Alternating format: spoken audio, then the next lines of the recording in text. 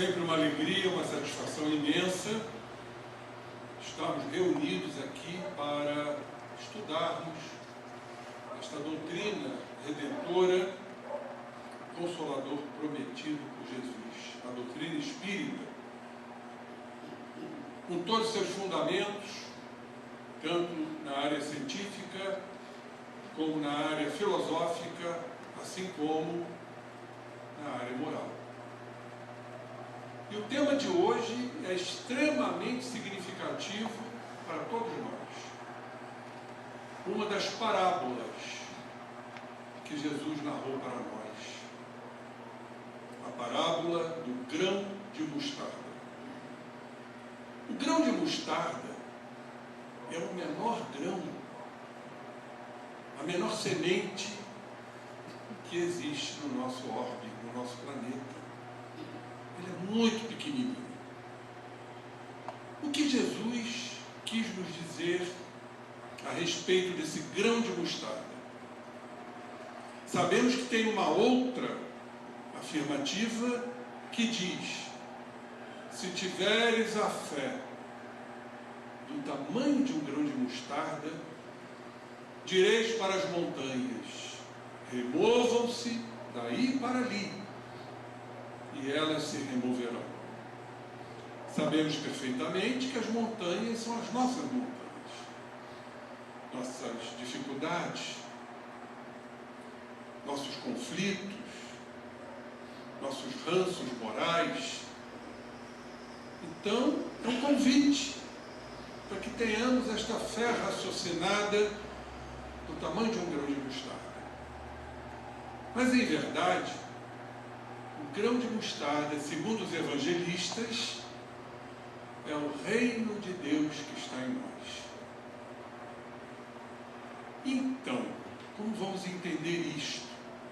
Porque Jesus nos apontou, assinalou o seguinte: o reino de Deus não encontra-se nem aqui, nem acolá, encontra-se dentro de vós. Vejam que maravilha! Todos nós temos o Deus interno, temos este reino. Mas, quando Jesus fala que é do tamanho de um grão de mostarda, isso nos mostra ainda o nosso atraso moral, o nosso atraso espiritual. Esse grão de mostarda, quando plantado, torna-se uma linda árvore. Ou seja, é a expansão do Espírito. O que temos que fazer verdadeiramente é desenvolver esta árvore, esse grão de mostarda, esse reino de Deus que está dentro de nós. Como? É a grande pergunta. Porque se falamos que o reino de Deus está em nós, as leis de Deus estão em nós. E diríamos mais. Vamos recordar o que Jesus nos disse. Eu e o Pai somos um. Jesus está a nos dizer, não a semelhança, porque o Pai é a perfeição absoluta. E todos que foram criados pelo Pai chegarão, como nós chegaremos, à perfeição relativa. Então, esta proximidade de Jesus com o Pai, não temos como avaliar. Mas Ele nos deixou esta frase. Então, não é difícil entendermos que, se o reino de Deus está em nós, e se Jesus e o Pai são um, nesse sentido, podemos dizer que Jesus está em nós. É a zona crística, é a condição de espírito puro que Jesus o é a nossa pureza, e que certamente alcançaremos pelas reencarnações propiciatórias. Todos nós chegaremos à condição crística que Jesus chegou. Isso não é um alento para que desenvolvamos esse grão de mostarda? No evangelho apócrifo de Tomé, não é um evangelho considerado dos 4 evangelistas. Nós poderemos retirar muitas coisas positivas. Por que apócrifo? É considerado um evangelho ilegítimo ou espúrio. Mas olha o que está lá. O reino de Deus está dentro de ti e à tua volta. Não em palácios de pedra ou madeiras.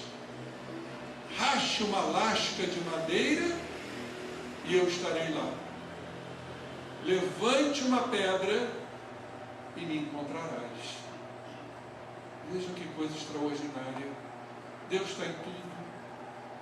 Está na lasca de madeira, está na pedra, está em todos os lugares e está em nós. Esse grão de mostarda. Eu diria até que esse grão já, para muitos, proliferou. Será que muitos já não carregam uma árvore? Já não estão mais na condição de mostarda, desse grão pequeniníssimo? Em Lucas, capítulo 17, agora evangelista, um dos 4, capítulo 17, versículos 20 a 21, nos diz: o reino de Deus não vem de forma visível, nem dirão, ei-lo aqui, ou ei-lo ali, porque o reino de Deus está dentro de vós. Interessante, porque eu trouxe essa pesquisa. Ele não é espírita, mas é um extraordinário filósofo, psicólogo, teólogo da Igreja Ortodoxa. Eu tenho todos os livros dele. Ele está encarnado ainda entre nós. Chama-se, é um francês, Jean-Yves Leloup. E ele lançou um livro agora, em 2023, que eu comprei e já o devorei avidamente. O livro chama-se Quem é meu mestre? E na segunda parte, ele nos diz aqui algo muito interessante. Deus não criou? Não criou tudo? Deus não criou nossos espíritos?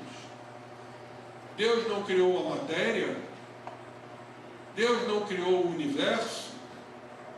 Deus não criou as estrelas, as galáxias? Então quem é este Deus?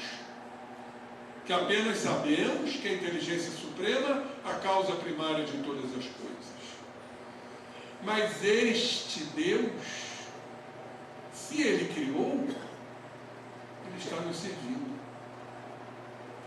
Então é um grande servidor. Criou os orbes para nós encarnarmos. Nos criou para evoluirmos. Então Ele é um servidor. Então diríamos que esse reino de Deus, com as leis de Deus, traz na sua essência a caridade. Vejam a ilação. Interessante isto. Porque a nossa bandeira é fora da caridade, não há salvação. Então a salvação está na caridade. E se Deus criou tudo, é um ato profundo de amor, tanto que João, o evangelista, nos diz: Deus é amor. E amor e caridade são dois termos da mesma realidade. Então esse filósofo diz aqui: se o único mestre é o amor que faz girar a terra, o coração humano e as outras estrelas, ele só pode ser servo. Deus é servo. Deus serve a todos nós, principalmente na criação. Então a essência divina é a caridade, é a servidão. Há mais alegria em dar do que em receber, em servir do que em ser servido. Isto está de acordo com Atos dos Apóstolos, capítulo 20, versículo 35. E foi a frase que Jesus também nos disse: eu não vim para ser servido, eu vim para servir. E isso tem uma profundidade psicológica muito grande, que quando você serve, quando você auxilia, quando você ajuda, você está saindo de si. Você está olhando o outro, deixando de olhar para si próprio. Aquela visão egocêntrica que nos caracteriza, como está lá no Livro dos Espíritos, diz lá que o interesse pessoal é o sinal mais característico da nossa imperfeição. Quando a gente só vê os nossos interesses, não tem um olhar para o outro, e até indiferente para o outro. Então, Jesus coloca um grande véu sobre este egocentrismo quando diz: eu vim para servir e não para ser servido. Então já entendemos o nosso lábaro, a nossa bandeira. Fora da caridade não há salvação. No livro As Parábolas de Jesus segundo a doutrina espírita, de Dharma Lúcia, ela nos dá aqui uma informação muito interessante sobre a mostarda. Se não, vejamos: planta cultivada nas hortas. Isso está em Lucas 13:19. Que em comparação com as outras ervas, se faz grande árvore. Está em Mateus 13:32 e Marcos 4:32. Então aquele grãozinho de mostarda vai se fazer uma grande árvore.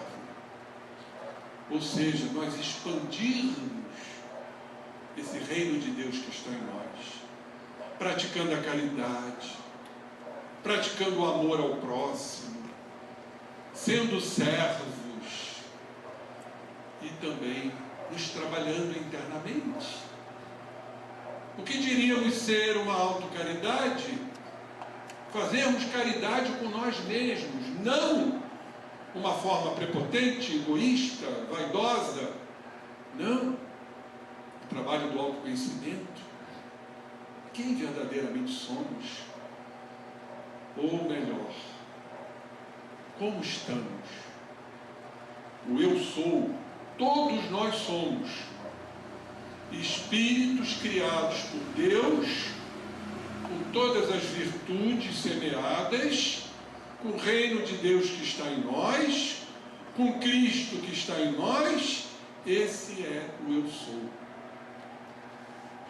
Por isso, a importância de ser, em detrimento do ter. Então, não somos invejosos, não somos coléricos, não somos impacientes, não somos intolerantes, não somos odientos. Nós apenas estamos nisso. Somos equivocados. Ainda o reino de Deus está do tamanho de um grão de mostarda. Agora, à medida que vamos nos iluminando, vamos nos transformando, e não se iludam, isso não acontecerá numa única e paupérrima encarnação. Sabem por quê? Porque ainda somos dominados pelos condicionamentos. Sabe aquela luta interna que nós, meu Deus, eu não queria pensar nisso. Pensou. Eu não queria sentir isso. Sentiu. Eu não queria fazer isto. Fez. Eu não queria proferir palavras tão ríspidas. Proferiu-as. Assim somos nós. Estamos nisso. E o trabalho é incessante. Então aqui, continuando, em cujos ramos, olha como isso é interessante, os pássaros fazem seus ninhos, nos ramos da árvore da mostarda, a fim de se alimentarem com as sementes que ela produz, porque ela se expandiu. Os valores morais, as leis do Pai, que Jesus nos trouxe, está no seu Evangelho, está nas bem-aventuranças, que por hipérbole, quer dizer, por exagero, são menores que todas as outras sementes. Interessante que fala aqui, os pássaros fazem seus ninhos nas árvores da mostarda. Isso tem um simbolismo, um significado muito interessante. Porque os pássaros têm asas. Vão fazer seus ninhos, vão nascer os filhotes, todos vão crescer e vão voar. O que é o voo, simbolicamente falando? É o voo do espírito, da libertação, das cadeias que nos prendem, dos nossos atavismos, nossas dívidas morais. Então a representação da asa é o voo espiritual.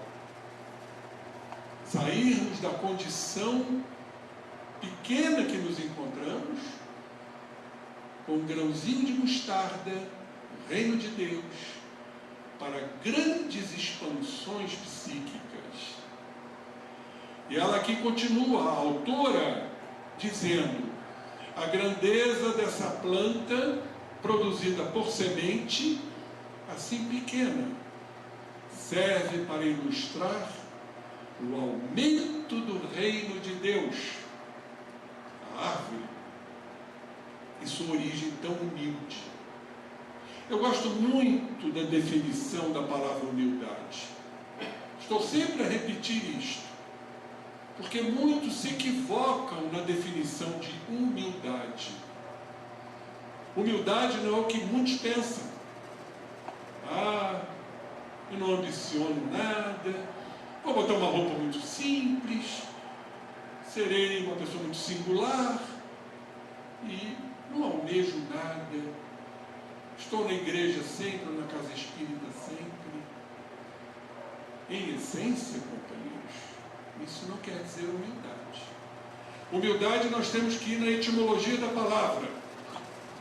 Humildade vem de humus. Olha, humus é terra.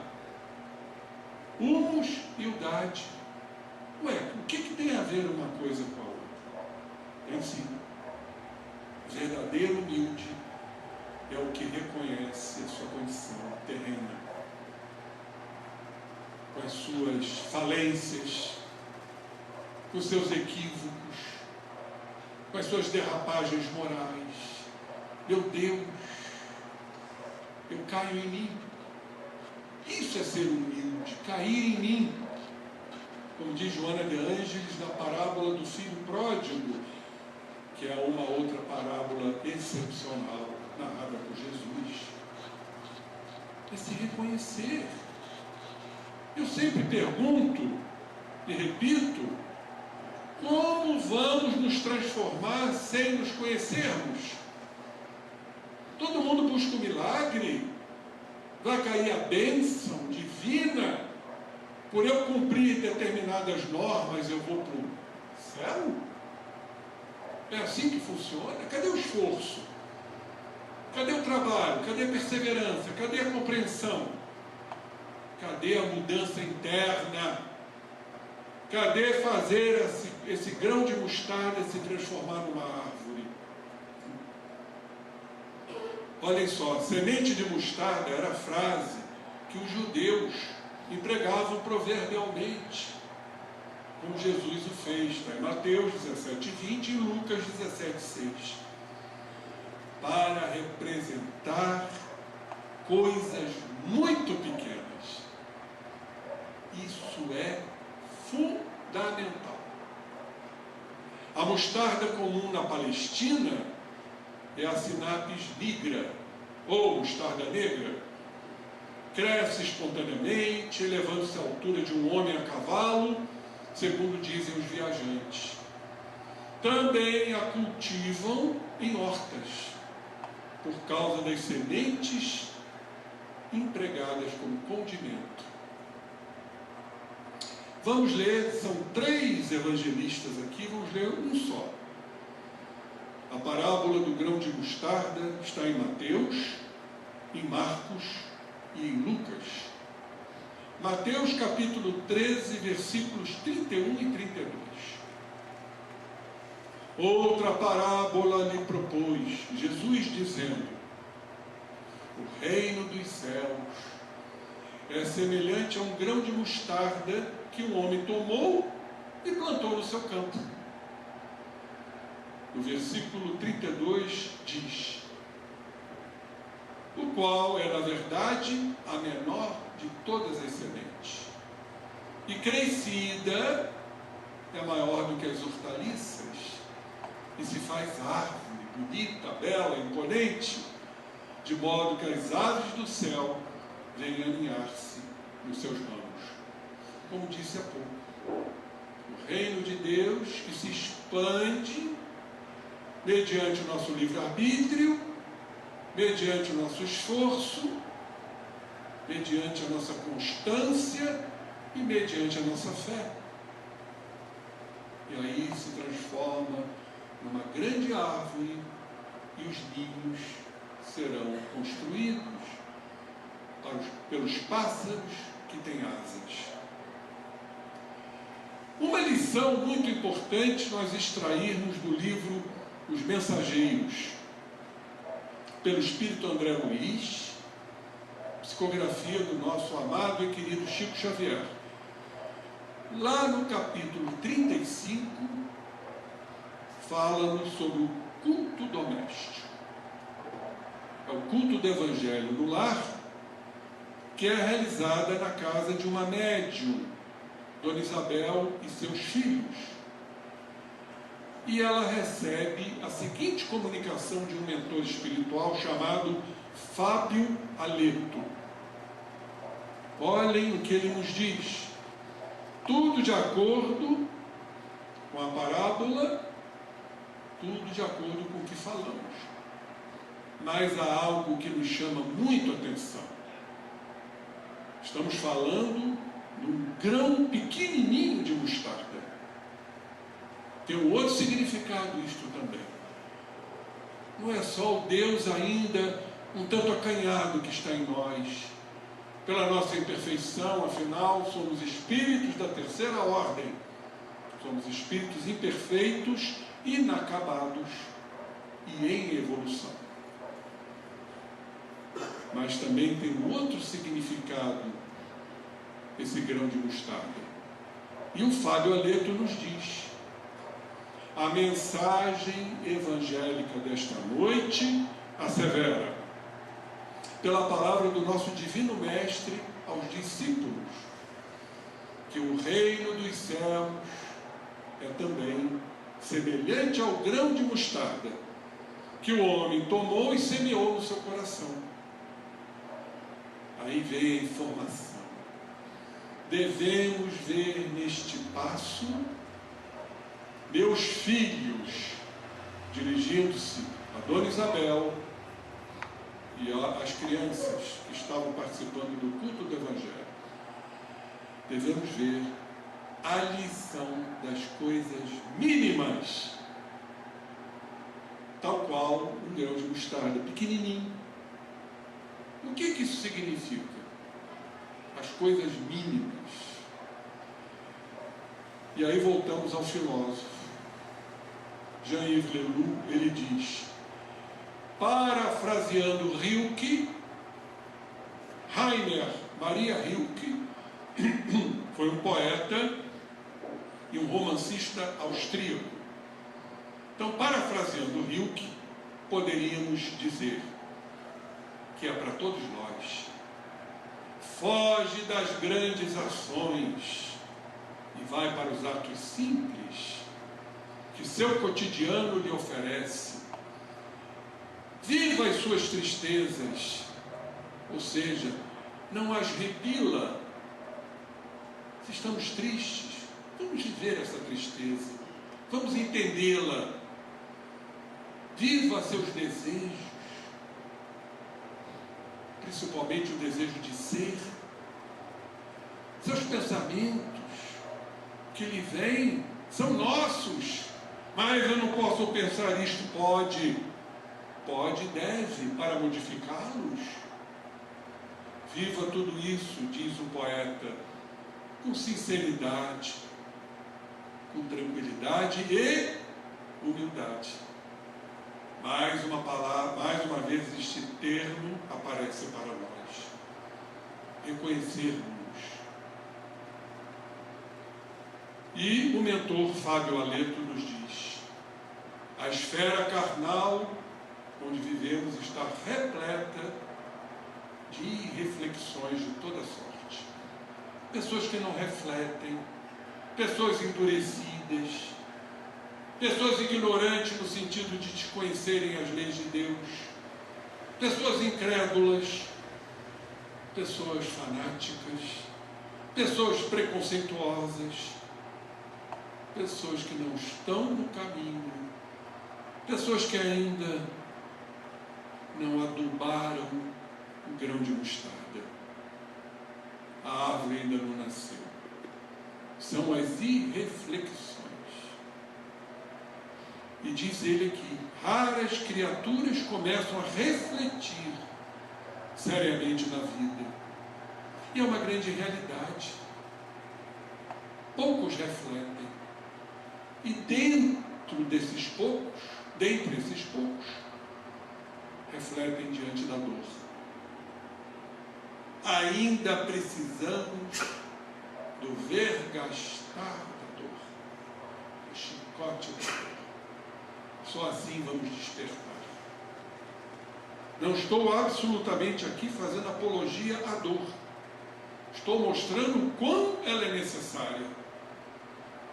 Porque só quando estamos num leito de dor, um processo enfermiço, seja do físico, seja da mente, é que nós vamos repensar o que fizemos, o que deixamos de fazer, o que eu preciso fazer para melhorar. Suplicamos, como André Luiz suplicou, reconhecendo o autor da vida quando desencarnou, quando estava nas regiões umbralinas. Então, raras criaturas começam a refletir seriamente na vida e nos deveres antes do leito de morte física. É que nos temos descuidado, diz ele, Fábio Aleto, das coisas pequeninas. Irmãos, normalmente a gente quer os milagres, as coisas grandiosas, dentro de nossos imediatismos. Queremos tudo para ontem, como verdadeiros ansiosos que somos, como nos explica a psicologia, a psiquiatria, o que seja um transtorno de ansiedade. E temos diversos aí com vários nomes: fibromialgia, transtorno do pânico, transtorno da ansiedade generalizada, e por aí vai. Ansiedade ligada à depressão, transtorno ansioso depressivo. Por quê? Porque as coisas têm que funcionar da minha forma. E eu quero a saúde, eu quero a felicidade para ontem. Por isso, o ansioso sofre por antecipação. Então, a gente se descuida das coisas pequeninas, que é o grão de mostarda. É o reino de Deus que está em nós. E ele diz aqui, grande é o oceano, minúscula é a gota, mas o oceano não é senão a massa das gotas reunidas. Será que entendemos isto? Temos que trabalhar as gotas, porque a reunião das gotas formará o oceano. E as gotas são os grãos de mostarda, que temos que trabalhar minuciosamente. E o oceano seria a grande árvore da vida. Fala-nos o mestre em divino simbolismo da semente de mostarda. A semente de mostarda a que se refere Jesus constitui o quê? Sendo coisas pequeninas. O gesto, a palavra, o pensamento da criatura. E ele fala aqui, há muitas pessoas que falam bastante em humildade, mas nunca revelam um gesto de obediência. O nosso irmão, eu estou sempre atento à leitura, talvez ele não se lembre. Obediência. Obediência vem do latim ob audire, que significa ouvir a lei de Deus. Então, as criaturas aqui falam tanto em humildade, mas não revelam um gesto de obediência. Fogem. E o grão de mostarda continua lá intacto. Não é alimentado, não é adubado, não é regado. E esses que fogem vão estar a braços com as dores, com os sofrimentos que farão com que as criaturas despertem. É o refazimento. E olha o que o Fábio Aleto nos diz: jamais realizaremos a bondade sem começarmos a ser bons. Então a gente pensa que está sendo bondosos e ainda não começamos a ser bons. Qual o significado disso, meus irmãos? É ser bom, é na palavra, é no gesto, é no pensamento, é na oração para um companheiro, para um desvalido, para um necessitado.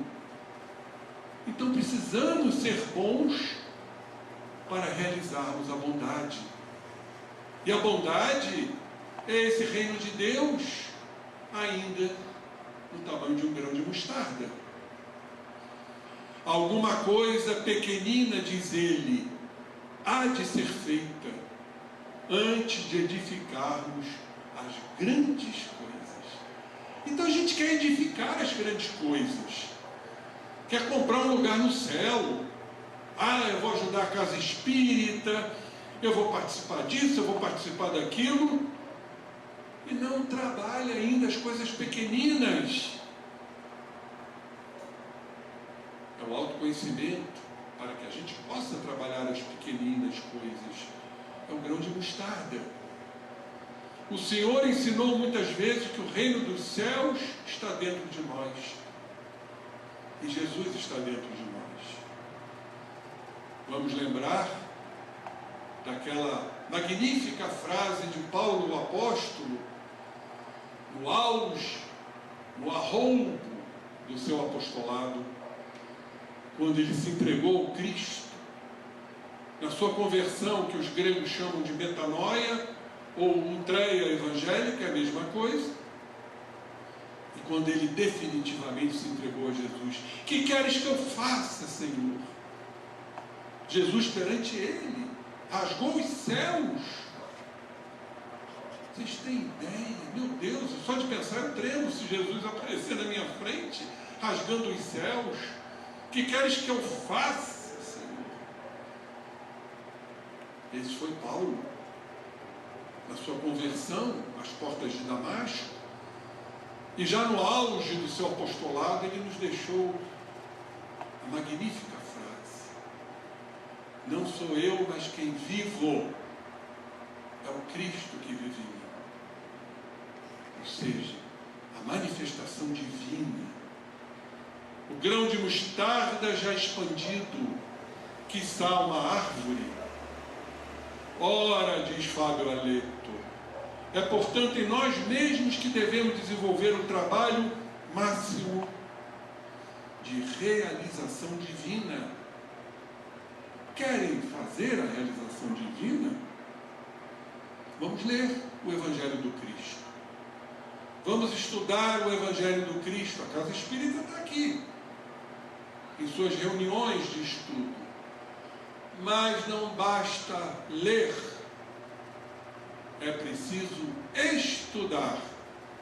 Mas também não basta ler e estudar, é fundamental praticar. Sair da teoria para a prática. Isto chama-se realização divina.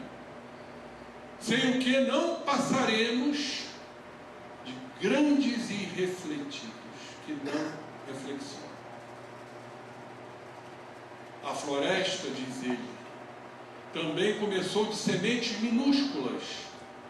E nós, espiritualmente falando, temos vivido em densa floresta de males, de sombras, de complexos, como diz Jung, de arquétipos deformados, defeituosos, de nossas experiências transatas e mais as atuais que recapitulamos. Somos assim. Vivemos nessa densa floresta de males, de equívocos, criados por quem? Por nós mesmos, não por outrem. Temos que fazer esse trabalho constante de não projetarmos o que nos pertence no outro. É o que a gente faz todo santo dia. O culpado é ele. Culpado, aliás, o Espírita diz isso, culpados são os obsessores. Mas os obsessores só chegam quando a gente abre brechas. É a lei da afinidade, é a sintonia. Nenhum obsessor vai nos molestar se a gente não estiver nessa sintonia. Então a gente diz, foi o obsessor. Ou então devo ter feito horrores em vida passada para estar sofrendo tanto. E aí eu pergunto, isso não é uma projeção? Claro que é uma transferência. Porque a gente quer se sentir vítima. Se eu sou vítima, o culpado é o outro. O culpado é o vizinho que me tirou do sério. O culpado é aquela criatura ignorante, ríspida. Nunca somos nós. Mas nós criamos tudo. Existem as influências? Sim. Mas só existem as influências se nós permitirmos. Se a gente se eleva, a energia densa fica embaixo. Vocês devem se lembrar de uma frase muito interessante do passado que diz: o que vem de baixo não me atinge. E não atinge mesmo, não. Não atinge. Porque nós estamos em outro padrão, em outra vibração, em outro teor energético. Agora, nós é que temos que mudar esse padrão. E não ficarmos criando negatividade, pessimismo, intolerância, impaciência, ódio, rancores, mágoas, ressentimentos e por aí vai. Em razão, diz ele, da invigilância na escolha das sementes espirituais. Então nós somos invigilantes, porque escolhemos sementes espirituais pouco dignas e não valorizamos a mostarda que está em nós, o grão de mostarda, o reino de Deus, Jesus em nós. Então ele aqui dá alguns exemplos. A palestra de 1 hora, como esta, o pensamento de um dia, o gesto de um momento, podem representar muito em nossas vidas. Reflitamos sobre isso, não sejamos irrefletidos. Reflitamos sobre os nossos pensamentos, os nossos gestos, nossas emoções, tudo que em verdade nos pertence. Tenhamos cuidado, diz ele, com as coisas pequeninas e selecionemos os grãos de mostarda do reino dos céus. Lembremos, diz ele, que Jesus nada ensinou em vão. Nossa semeadura crescerá e em breve tempo atingiremos elevadas edificações. Aprendamos, meus filhos, a ciência de começar. A gente já quer terminar. Somos ansiosos, queremos terminar tudo, queremos ser recebidos por Deus, Jesus, a nos abraçar. E o que fizemos por isso? Trabalhamos as coisas pequeninas? Aprendamos a ciência de começar, lembrando a bondade de Jesus a cada instante. E não esqueçamos, o Mestre não nos desampara. Segue-nos o tempo inteiro amorosamente. Inspira-nos o coração.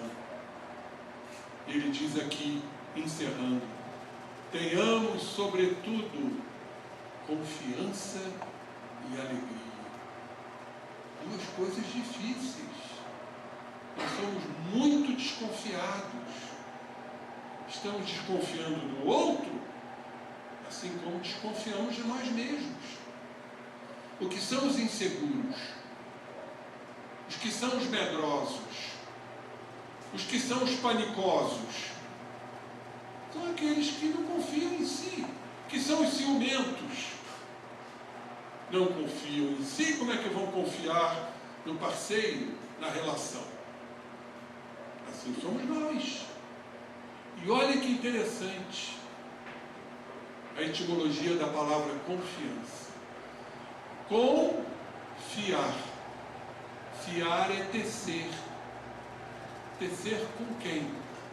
Com o Pai. Quando eu estou confiando, eu estou tecendo o meu grande tapete moral com o Pai. E alegria. Esse é outro termo que temos que analisar. Alegria não é euforia. Então, quando acontece uma coisa boa, a gente fica eufórico. Mas isso não é alegria. A alegria da alma. A alegria é um sentimento nobre de estarmos vivenciando tudo e agradecendo a tudo, em tudo dai graças, disse Paulo. Sejamos alegres espiritualmente. Se estamos diante da dor, parece algo ambíguo, mas não é. Vamos ficar alegres na dor, porque a dor é a grande professora. A dor vai nos mostrar aonde está o nosso problema. Como falei ontem no seminário que fiz para Goiás, cidade de Palmelo, a dor, o simbolismo da dor, mostra onde estão nossos erros. Vou falar aqui, temos um companheiro que é meu colega que está sentado aqui, é até uma audácia dizer isto, diante da medicina contemporânea. Me desculpem, médicos, amigos, medicina cartesiana, organicista, reducionista, não existe a doença. Como não? Claro que não. Existem os doentes. A doença do corpo é um reflexo da doença da alma. Muitas aflições não estão ligadas à atual existência. Mas eu não fiz nada, eu sou tão bonzinho. Isso entre aspas. Não somos tão bonzinhos assim, não. Mas tem vida passada, tem existência anterior, que desconhecemos. Então nós somos doentes da alma. E nós temos que reverter isto, compreendendo o significado das nossas questões, do nosso psiquismo, das nossas emoções, dos nossos pensamentos, para trabalharmos esse grão de mostarda. Jesus, para a gente finalizar, nunca é demais falar de Jesus. E nesse mesmo livro, Quem é Meu Mestre, esse autor, no capítulo 4, nos fala sobre esse mestre interior. E sabemos que eu e o Pai somos um. Jesus está nesse reino de Deus. Até porque chegou à condição máxima, culminância espiritual que todos nós atingiremos. Por isso temos o livre-arbítrio, por isso temos a inteligência, o raciocínio, a lógica, o bom senso. Então Jesus é o Jesus do ser. Ele diz aqui, o autor, Jean-Yves Leroux, entrar em ressonância com Jesus do nosso ser é permanecer na luz. Olha que coisa linda. No vivente, aquele que vive a vida, porque a vida é imortal. Nós temos existências, uma vida só. A vida imortal. Já paramos para pensar nisso, que somos imortais?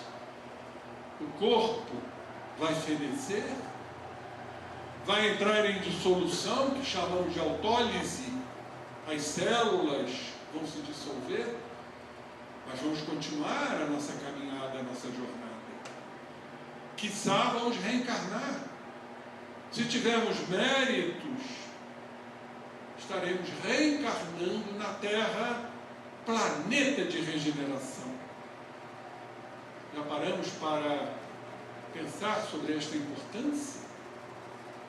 Seria muito bom voltarmos aqui, já com um outro colorido, com espíritos propensos ao bem, espíritos justos, corretos, honestos. Claro que não será toda a humanidade da Terra, mas haverá predominância de espíritos melhorados, de espíritos intelectualizados. Eu vou aqui compartilhar, me veio agora à cabeça, o que eu escutei ontem. Queria dividir com todos. Eu ontem fui ao banco, e estava voltando do banco e encontrei um amigo. Um amigo que, por sinal, já frequentou inúmeras palestras da doutrina espírita, hoje ele está meio afastado. Estava ao lado de um outro companheiro espírita lá de Bom Jardim, e ele me conta a seguinte história. Eu vou passar isto para vocês, que é importante. Foi bom ter te encontrado. Falei, por quê? Eu me lembrei muito de ti. Você é um estudioso da doutrina espírita? Não tanto, não sou tão estudioso assim. Eu me esforço. Mas aconteceu um lance inusitado. Eu falei, explica-me. A minha neta de 3 anos chegou para a minha filha, a mãe dela, e disse o seguinte: mamãe, eu queria dizer uma coisa. Pois não, minha filha. Fale, 3 aninhos. Eu estou até com áudio no meu celular dessa informação da criança. Eu fui muito maltratada por outra família. E eu pedi a Deus para vir sua filha, porque eu serei cuidada. Olhem o termo que ela usou. Uma menina de 3 anos para ser cuidada, porque a outra família a maltratou. O que vocês acham que é isso? Hein? Com toda sinceridade, sem tom de crítica aos outros segmentos que eu respeito muito, como explicar isto? A não ser pela reencarnação. Eu pedi a Deus, o termo que ela usou, claro, pediu lá na espiritualidade, estava desencarnada. Eu fui muito maltratada por outra família, e talvez isso tenha sido a razão da sua desencarnação. E eu pedi para ser tua filha, para ser cuidada. Pois é, companheiros. Então essa é a vida. Entrar em ressonância com Jesus do nosso ser é permanecer na luz, no vivente, que anima toda a vida, na inteligência, por quem tudo existe. tudo existe em razão do Pai. E sem a qual, sem esse Pai, sem esse grão de mostarda, nada existe. É também despertar ao nível do puro eu sou. O puro eu sou. Sem atributos, sem qualificações. Diz ele, seria interessante recensear todos os eu sou. Em grego é ego eimi. O 4º evangelho está lá no evangelho de João.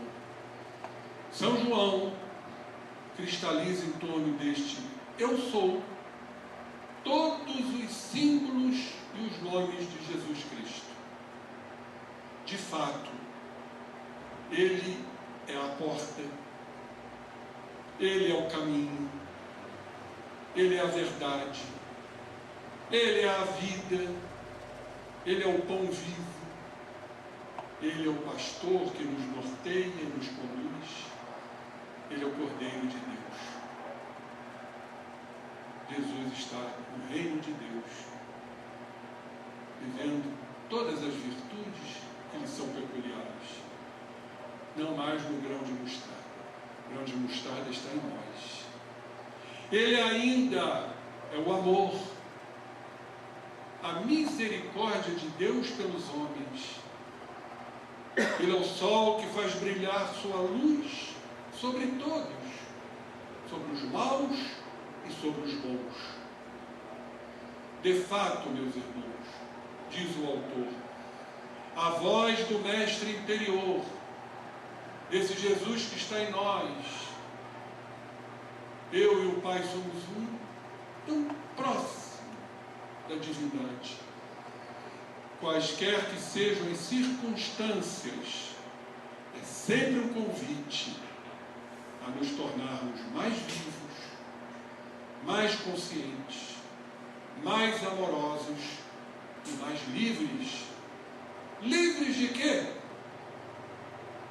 Das peias, das cadeias que nos prendem, dos nossos conceitos, preconceitos, nossos padrões, nossas crenças deformadas, do que eu coloco e instituo como lei, a minha lei, que não é a lei do Pai.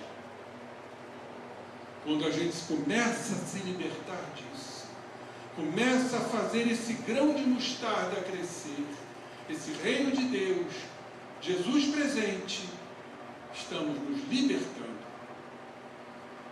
E para o cristão, o mestre interior é Cristo. Ele é um arquétipo, ele é o modelo da síntese. Aquele que dirá de si mesmo que é o caminho, a verdade e a vida, e que ele faz apenas um com a fonte. Eu e o Pai somos um. De toda a vida, de toda a consciência, de todo o amor, de toda a liberdade, que ele chama de seu Pai e é o nosso Pai. Daí veio o Pai Nosso. O mestre interior é também o reino de Deus em cada um de nós. O reino do Espírito que une em cada ser humano, em todos nós, o Filho e o Pai, e que transfigura as sensações, os pensamentos, as palavras, os atos, em amor e em luz. E foi exatamente isto, vou repetir para encerrar, o que está em Gálatas, capítulo 2, versículo 20, para que possamos namorar isto. Paulo disse, vivo, mas não sou mais eu, é o Cristo que vive em mim. Pois a minha vida presente na carne, vivo-a pela fé no Filho de Deus, que me amou e se entregou por mim. Paulo, o apóstolo. Que o nosso grão de mostarda, meus queridos irmãos, todo o corpo se transforme numa árvore. E isso dependerá única e exclusivamente de nós. Que a paz esteja conosco.